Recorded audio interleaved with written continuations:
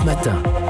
Patrick Cohen. Les pourquoi de l'actu, Philippe Vandel. Pourquoi associe-t-on les chrysanthèmes aux morts et au cimetière? Et oui, demain c'est le 1er novembre et l'église catholique célèbre la Toussaint, la fête de tous les saints, qui est suivie le lendemain par le jour des défunts. Les familles, vous le savez, vont dans les cimetières pour se recueillir sur les tombes, les fleurir. Et sur quelques 35 millions de pots déposés chaque année sur les sépultures de France, c'est beau comme dit Géraldine Vosner, 20 millions sont plantés de chrysanthèmes. Que signifie le chrysanthème dans le langage des fleurs? La mort? Non, l'amour. J'ai pris mon dictionnaire de correspondance. Il y en a plusieurs, mais dans celui que j'avais, c'était ça. Par exemple, l'angélique, c'est pour Thierry Geffrotin, c'était pas prévu, signifie l'extase.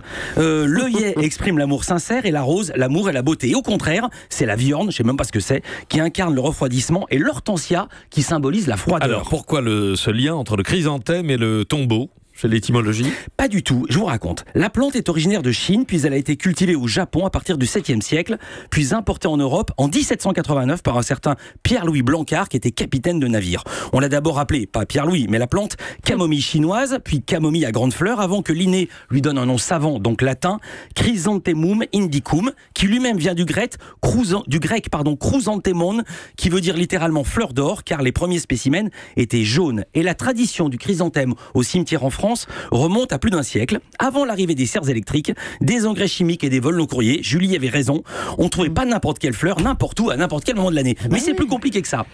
Le chrysanthème fleurissait, il fleurit toujours de façon naturelle en octobre, en novembre, il demande peu d'entretien, il craint pas la pluie et surtout, il ne craint pas les premières gelées d'hiver. D'où les chrysanthèmes demain sur les pierres tombales. Et Julie avait raison, si la Toussaint tombait en juin, il y aurait peut-être des glaïeuls, du chèvrefeuille ou des jonquilles. Voilà. C'est aussi bête que ça. Ouais, enfin, c'est l'un des principes d'Europe Matin. Julie a toujours raison.